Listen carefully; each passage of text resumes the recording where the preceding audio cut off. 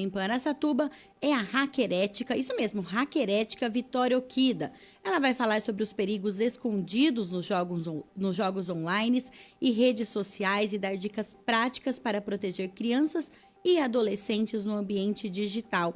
A Vitória Okida, que eu falei que é hacker ética, ela também é investigadora cibernética e atua como voluntária em investigações da Polícia Civil, ajudando a solucionar crimes digitais graves, como pedofilia, stalking, incitação à violência e até planos de massacres escolares. E nessa sexta-feira dessa semana, dia 16 de maio, ela vai continuar aqui em Araçatuba, né? E ela vai ministrar a palestra do projeto #Conscientizar, voltada para pais e responsáveis na Igreja Ágape. A gente vai falar também sobre essa palestra, você que quer participar. Vitória, muito bom dia, muito obrigada por estar aqui com a gente mais uma vez. É sempre um prazer receber você aqui, porque a gente sai com a sensação de que está mais atento aos perigos, né? Esse perigo invisível que está nas redes sociais e no mundo online.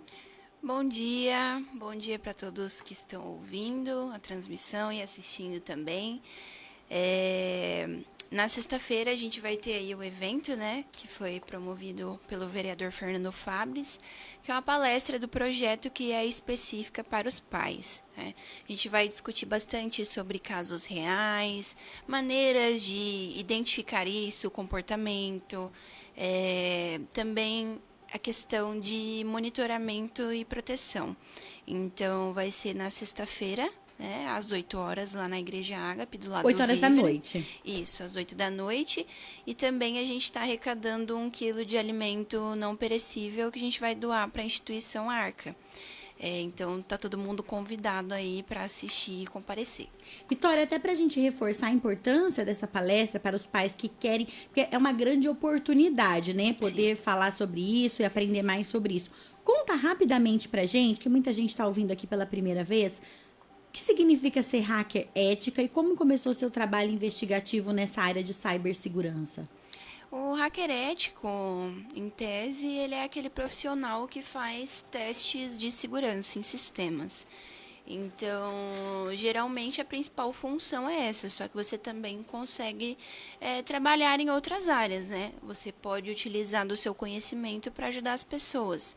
Então, nós temos pessoas que fazem recuperações, assim como eu, ajudam órgãos de Recuperações de segurança. contas. Isso. Não só de contas, né? De dados, contas, senhas, tudo que envolve ali a parte do digital, né? Então, a parte que eu trabalho mais é a questão da segurança, né? Tanto invasões e também casos envolvendo as crianças. E como que você começou a atuar como voluntária nas investigações da Polícia Civil? Na verdade, eu sempre auxiliei, né? Diretamente as vítimas nos casos. Então, as pessoas mesmo me procuravam ali, aconteceu tal situação com meu filho, ou, eu levei um golpe financeiro. E aí apareceu o primeiro caso de repercussão, que foi o caso da Elisa no Japão, que ela sofreu o crime de stalking, produção de pornografia infantil. E aí depois, a partir desse caso, foram aparecendo outras pessoas. Então, as meninas que são vítimas, elas costumam, né, procurar ajuda dessa maneira. E aí a gente presta esse auxílio diretamente para elas, também para as famílias, e às vezes acaba chegando também na polícia. Então, a gente faz essa colaboração aí em casos do Discord, Telegram, principalmente que envolve todas essas situações. Então, transmissão, né, de situação vexatória, humilhação, desafios extremos, produção e transmissão de pornografia infantil, ataques a escolas. Então, tudo isso está inserido aí no meu trabalho. Além da Elisa, tem algum caso, dentro do que você pode contar, algum caso que você ajudou a solucionar que te marcou bastante? Teve um caso aqui de Araçatuba, inclusive, um caso recente até, que foi um indivíduo que está sendo acusado de importunação sexual. A gente tem um vídeo aí da câmera de segurança, ele passa de moto, ele vê as duas crianças ali andando de bicicleta, ele para, desce da moto, abaixa as calças, mostra, né, o órgão genital para as crianças e depois sai. Na época, inclusive, uma das crianças até ficou com medo de contar para os pais, né, o que tinha acontecido. E aí eu auxiliei a mãe da vítima, né? Ela tinha postado nas redes sociais, o pessoal começou a me mandar tal. E como ela é minha amiga também, eu pedi os vídeos e a partir desse vídeo a gente conseguiu identificar de quem era a moto. Aí, identificando de quem era a moto, a gente conseguiu identificar quem que era realmente aquela pessoa. E agora tá na fase final, né, de perícia e sentença, porque inclusive essa pessoa alega até insanidade, né? Na hora de fazer as coisas, de aprontar, né, não tem loucura nenhuma. É só na hora que vem a responsabilidade que alega insanidade lá na frente do juiz. Mas eu espero realmente que seja feita a justiça, né? Porque um indivíduo que começa na importunação sexual, ele vai caminhando até chegar praticamente num estupro. Então, por isso que é importante haver essa prioridade, né, de punir essa pessoa, para que menos pessoas venham se tornar vítimas. Porque a gente tem essas crianças que é registrado, e teve uma outra mulher também que registrou um boletim de ocorrência. Agora, se é uma pessoa que se sente tão confortável em fazer isso na luz do dia, você imagina quantas pessoas não foram vítimas ali e não registraram um boletim de ocorrência. Então, é por essas pessoas que a gente luta e a gente corre atrás para que venha a ser responsabilizado, sim. E queria desejar também e dar parabéns, na verdade, para as meninas da Delegacia da Mulher aqui de Araçatuba que fizeram um trabalho excelente nesse caso.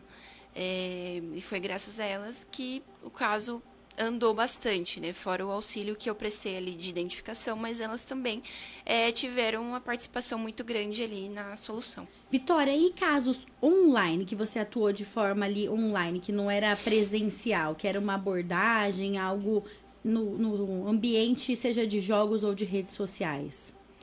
Olha, tem muitos casos, porque hoje em Quais são os mais dia comuns? os crimes sexuais contra as crianças, elas são os principais alvos, porque o mercado de pornografia infantil hoje, ele é muito mais lucrativo do que o mercado de armas, isso falando em escala global. Então, vende-se mais pornografia e conteúdo infantil do que armas e drogas. Então, esses predadores sexuais, eles ficam ali dentro da internet o tempo todo tentando conseguir contato com alguma criança ou algum tipo de conteúdo, porque isso vale muito dinheiro. Então, as crianças, elas não estão seguras. Mas é um jogo infantil. Quanto mais crianças tem ali dentro daquele ambiente, eles sabem disso. Então, esses lugares que eles procuram. Então, geralmente são casos de assédio, de compartilhamento de conteúdo pornográfico infantil, principalmente dentro dos jogos, né? O principal que tem mais vítimas aí é o Roblox. É o jogo que tem mais pedófilos, né? Que a gente fala assim. É bizarro. Você entra no chat, você vê que são adultos e não crianças que estão ali. E geralmente isso chega até mim através das minhas redes sociais. Os pais vêm desesperados porque não sabem o que fazer. Inclusive, teve um caso que acho que foi um dos relatos que eu já recebi, foi um dos piores. Foi um pai que me procurou e ele disse que ele notou uma diferença de comportamento do filho dele. E aí o filho dele chegou e admitiu que dentro do Roblox um cara, né, tava aliciando ele para compartilhar dados, fotos e também para abusar da irmã, que é uma bebê de 11 meses, e gravar esse abuso e mandar para ele. E aí, quando é uma situação desse tipo, geralmente os pais não sabem o que fazer. Nossa, e agora? Eu vou bater? Eu vou brigar? E isso certamente não resolve. Ainda mais quando é uma criança muito nova. A gente tem crianças aí de 5 anos viciadas em pornografia. Já tive casos de mães me relatando isso. 5 anos? 5 anos de idade. Mas essa criança tem acesso como? Pelos jogos? Na verdade, essa mãe, inclusive, ela tinha o controle parental no celular, só que o controle parental, ele era do Google, né, que é o Family Link, que é o mais comum. E a criança, olha só, a pessoa fala, mas isso não existe. Gente, isso existe. As crianças conseguem burlar, conseguem enganar os pais. ela deduziu que como o controle parental não era do Google, se ela fosse baixar pelo navegador, ela conseguiria acessar. Então foi tudo através do navegador que ela baixou coisas no celular e conseguiu ter o acesso. E aí da onde veio? A mãe relatou para mim que ela estava assistindo um vídeo no YouTube e aí no comentário do vídeo estava escrito assim: "Não pesquise tal coisa", aí tava uma palavra lá. Aí a hora que a criança foi pesquisar era um site de pornografia. E isso acontece muito. Ah, mas eu bati no meu filho, queria saber e tal. Isso não resolve, né? As chaves, quando você tem um problema, primeiro que você não pode esperar que outras pessoas vão resolver o seu problema quando você tiver um problema. Porque na maioria das vezes a polícia, em grande parte, é muito eficiente. Mas eles não dão conta, são muitos casos, principalmente quando é uma cidade muito afastada, uma cidade de interior, né? Então a comunicação, né, você sempre ter um diálogo muito aberto com o seu filho, você sempre conversar, porque se você não fala, a escola não fala, ele vai procurar saber em algum lugar. Só que às vezes o lugar que ele vai procurar saber nem sempre é o que você espera. Nem sempre vai ensinar da maneira que você acha que vai ensinar. E nem sempre vai ter a intenção de fato ensinar. Exatamente, porque a internet é um ambiente extremamente perigoso. Pai e mãe, Vitória, geralmente são inocentes. Então, no sentido assim, de até uma conotação diferente de ignorância, no sentido de não conhecer.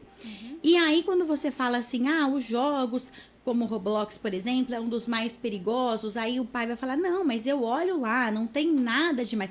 Conta aqui pra gente, para os nossos ouvintes, como que é essa abordagem, porque não é algo explícito e de uma vez, ninguém vai aparecer ali no chat, de repente falar, olha, mande uma foto, não é assim que funciona, né? Todo tipo de predador sexual, eles têm um modus operandi muito parecido, tá?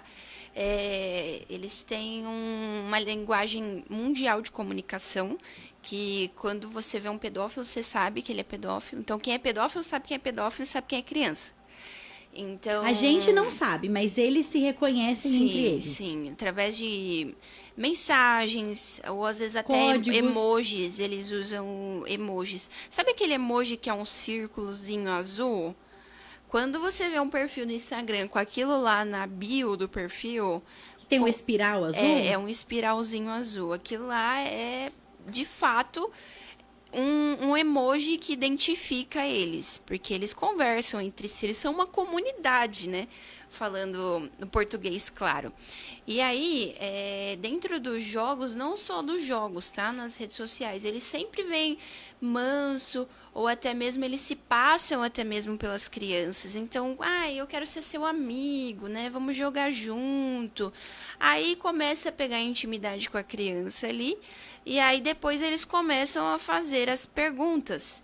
Então, mas onde que você mora? Onde que você estuda, né? Como que chama seu papai e sua mamãe? Mas você tem celular? Você tem WhatsApp? Então, assim, eles vão sempre aos poucos, né? Eles vão conversando ali e a criança acha, nossa, uma pessoa muito legal, né? Uma pessoa que eu fiz amizade dentro dos jogos. E isso é muito perigoso. Eu sempre falo, quando eu vou dar alguma palestra em alguma escola, eu falo, se você não tá jogando com um amiguinho seu de escola, uma pessoa que você sabe quem é, não passe nenhuma informação, não passe nenhum dado, porque às vezes até uma foto que o pai e a mãe posta da criança com o uniforme da escola, eles conseguem descobrir todos os dados a partir daquela foto, porque ela mora na cidade de Araçatuba e estuda no colégio Objetivo, por exemplo. Eles conseguem todos os dados e a partir dos dados eles começam a extorsão. Então, qualquer tipo de dado para eles vale dinheiro. Porque às vezes a criança não compartilhou uma foto íntima, mas compartilhou uma foto de rosto. A gente sabe que tem inteligência artificial. Então, para o cara pegar o rosto daquela criança e produzir um conteúdo a partir de inteligência artificial é muito fácil. Eles fazem montagens também. também. Montagem, vídeo, foto. Hoje em dia é perigoso até a nossa voz. Né? Uma pessoa poderia facilmente pegar essa transmissão que a gente está fazendo aqui com a minha voz e fazer um áudio falso, né? Colocando e falando o que ele quer. Então isso é muito perigoso. O pessoal acha, mas é só conteúdo infantil? Meu filho não faz isso. Meu filho não manda foto para ninguém. Só que esse não é o único perigo. Principalmente aquelas crianças que fazem vídeo pro TikTok fazendo dancinha com o uniforme da escola. Gente, aquilo é perigosíssimo. Eu tive um relato de uma mãe que o cara abordou a menina no Instagram e aí viu pelo uniforme da escola, descobriu onde ela estudava e já sabia o nome, né? Porque tá exposto. E aí falou, porque já faz uns 3 dias que eu tô te seguindo, e se você não fazer o que eu quero, eu vou matar tua família toda, eu vou invadir tua casa. E uma criança, sei lá, de 10 anos, um adolescente de 14, a pessoa com certeza vai ficar com medo. Esse relato desse pai da bebê de 11 meses, ele percebeu por causa disso, porque o menino ficava dentro de casa assustado. Acordava de madrugada assustado. Nossa, mas escutei um barulho, será que tem alguém entrando aqui? Por causa dessa ameaça. É sempre assim, né? É na base da ameaça. E na base da ameaça e da chantagem, eles conseguem o que eles querem. Então, a internet, inclusive, ela virou um facilitador para esse tipo de coisa. Porque o cara que gosta de mexer com criança, ele não precisa mais sair da casa dele para fazer isso. Por quê? O pai e a mãe dão o celular lá, larga no jogo, larga no YouTube, larga na internet.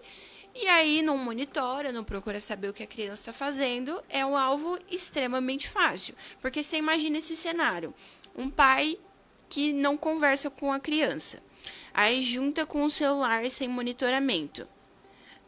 O resultado é catastrófico.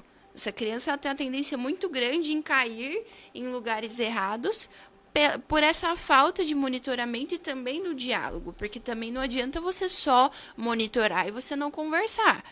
A parte do diálogo dos pais é sempre muito importante. Tem escola que eu chego, das crianças dos pititico, a gente vai falar sobre as partes, né? Claro que tem toda uma maneira, assim, de falar, né? Para que eles consigam entender. Então, a gente fala, nós temos as nossas partes do corpo, mas nós temos as nossas partes íntimas, as partes sensíveis, que ninguém pode tocar. Então, os meninos têm a parte de trás e tem a parte da frente. E as meninas têm o seio e tem a parte de trás e a parte de frente também. Quando você fala isso... Teve várias palestras que no final a criança chega a falar, mas meu padrasto passa a mão em mim. Nossa, o meu tio passa a mão em mim. Então a criança nem sabe que aquilo que está acontecendo com ela não pode, porque o pai e a mãe não falam. E infelizmente, gente, a educação sexual... de acordo com a evolução das plataformas da internet e também dos meios que eles conseguem chegar às crianças, ela foi adiantada. Porque a minha educação sexual ela foi com 12 anos, que foi quando eu menstruei. Você vê assim, crianças... Isso porque você é novinha, hein? Você vê crianças aí de 11 anos gravando vídeos. Então, assim, é algo que tem que ser falado dentro de casa. Porque Sim. se você não fala... E eu falei essa questão da idade, que eu falei isso porque você é nova, foi aos 12. Para quem é mais velho, então, praticamente não teve educação sexual. A pessoa aprendeu ali o que sabe, aprendeu com uma formação ali, outra ali, ou alguma questão na escola mais voltado para disciplina ali de biologia, alguma coisa assim.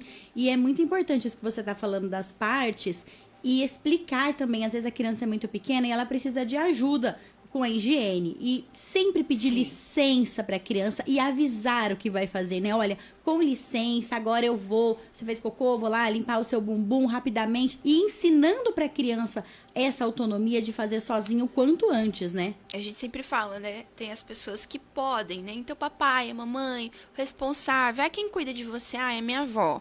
Então, ok. Mas agora... ainda assim, esclarecendo o que essa pessoa pode também fazer, né?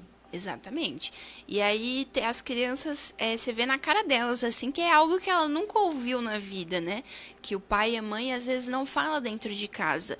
Mas eu tenho vergonha, eu tenho medo de falar. Gente, vocês têm que conversar com os filhos de vocês sobre educação sexual, sobre assédio, né?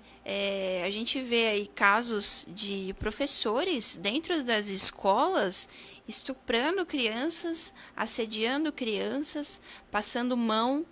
Então, é algo que tem que ser dito. E também, às vezes, ai, mas meu filho não tem celular. Vamos dar um exemplo, porque eu escuto isso, tá? Ai, mas meu filho não tem celular. Só que ele chega na escola e o coleguinha tem. Então, ele indiretamente também tem como acessar. Você imagina um coleguinha da escola vendo pornografia, ele vai mostrar pro teu filho. Ou mesmo que ele não mostre, porque às vezes não, né, agora não pode usar o celular na escola, ele tem a informação. Exatamente. E aí ele pode repassar essa informação e dentro do que ele assimilou, que é com total imaturidade, né? Exatamente. Então, eu sempre falo, é uma coisa assim muito importante você conversar, você ensinar, porque você é pai, você é mãe. Se você não ensinar, quem vai ensinar o teu filho, né? Você não pode esperar que um celular faça isso por você e nem a escola. A escola também tem a função dela, né? Mas ela não substitui a sua função como pai. E eu fico muito feliz quando as escolas convidam, não só para as crianças, mas para os pais também, porque é sinal de que eles têm essa preocupação, né? De compartilhar essa informação. Porque tem muita escola que não tá nem aí. Já teve escolas que eu fui também palestrar. O assunto é sobre segurança, sobre conteúdo íntimo. O pessoal da escola virou e falou assim: mas aqui a gente não pode falar sobre pornografia. Aí você vê, tipo, a idade das crianças que estavam assistindo ali, adolescentes, e fala, você acha que essas crianças, esses adolescentes não têm acesso a esse tipo de informação? E outra, a gente não tá vindo aqui passar um vídeo pornográfico, a gente tá E vindo nem aqui... ensinar a criança, né, Exatamente. a adolescente a fazer alguma coisa, é a prevenção, né? O adolescente, a criança identificar, né, que pode ser um agressor sexual, um predador sexual, uma pessoa mal intencionada, e também como ela pode se proteger, e também que ela tem que confiar nos pais e na escola, né, para contar quando ela tiver um problema. Por quê? Geralmente, quando acontece esse tipo de situação, tem meninas que preferem falar comigo do que com os próprios pais. Ai, mas eu não tenho coragem de contar pra minha mãe. E mesmo uma situação assim, de que claramente aquela adolescente é uma vítima, ela chega, ai, mas eu não tenho coragem de contar pra minha mãe, eu só consigo contar e conversar com você. Então, para eles entenderem que eles também conseguem confiar nos pais para isso, né? Porque os pais e os responsáveis são as pessoas que têm a competência de resolver os problemas, né? Principalmente quando se tratam de menores, né? Adolescentes, crianças, enfim. Vitória, sabe que como mãe é um desafio a gente ouvir alguma coisa que os filhos estão contando pra gente e você não ter aquele impulso de já corrigir de uma forma mais enérgica. Tem que realmente respirar fundo, deixá-los falar, ainda que eles tenham errado e que você queira realmente, sabe, corrigir, porque é justamente nesse dia a dia que a gente constrói a confiança, né? Exatamente. Porque se numa situação de risco dessa, você tem esse posicionamento racional de conversar, assim, o teu filho ele vai virar o teu melhor amigo. Todo problema que ele tiver ali, ele vai conversar com você. Ele vai ter a confiança de chegar em você que é pai, você que é mãe, ou responsável, e falar, olha, eu tô com um problema, eu preciso de ajuda. Porque se você é aquele pai ou aquele responsável que é punição o tempo todo, o adolescente e a criança, mesmo a criança, ela não vai ter a confiança de chegar em você e pedir ajuda para você. Ela vai pedir ajuda pro professor da escola, ela vai pedir ajuda para mim no Instagram. Ou às vezes pra ninguém, né? Ela vai sofrer sozinha. Ela vai passar por aquela situação ali sem falar nada. Até porque, Vitória, imagino que as vítimas, elas, na maioria das vezes, elas se sentem culpadas também, Sim, né? Exatamente. É o que mais acontece. Assim, a falta de instrução, principalmente essa questão de conteúdo íntimo, tá? Ela é muito grande. Então, as meninas, elas se tornam vítimas por causa da chantagem. Porque começa aquele web namoro, né? Aquele namorinho inocente. Aí, às vezes, acaba compartilhando uma foto. Essa foto é a porta de entrada para que coisas ruins aconteçam.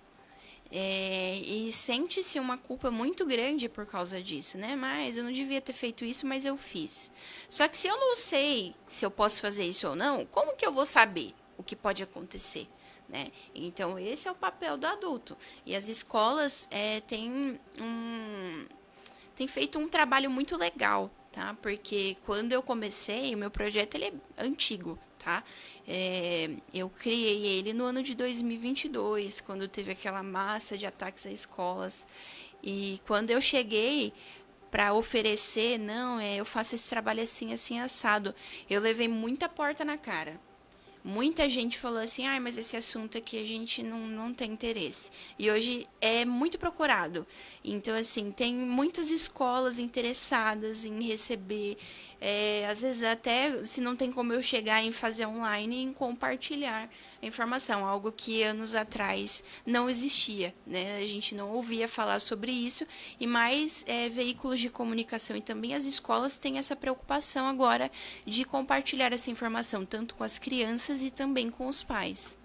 Muito obrigada, Vitória, mais uma vez por estar aqui com a gente, por essa conversa tão necessária, por compartilhar informações valiosas. Importante a gente reforçar que educação sexual não é ensinar pornografia para a criança, é ensiná-la a se proteger, o que é errado, o que é certo, o que é aceitável ou não para cada idade. Mais uma vez, muito obrigada, viu? Obrigada.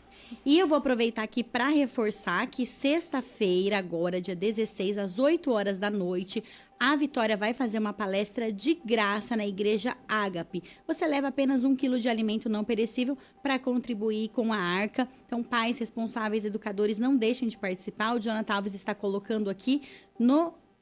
quem está acompanhando no Facebook e no YouTube, a divulgação da palestra. Siga a Vitória no @Vitória_Okida no Instagram, @Vitória_Okida, para você também conseguir aí mais informações. Ela sempre posta sobre esse assunto. A segurança digital dos nossos filhos depende de informação e vigilância constante. Agora são 9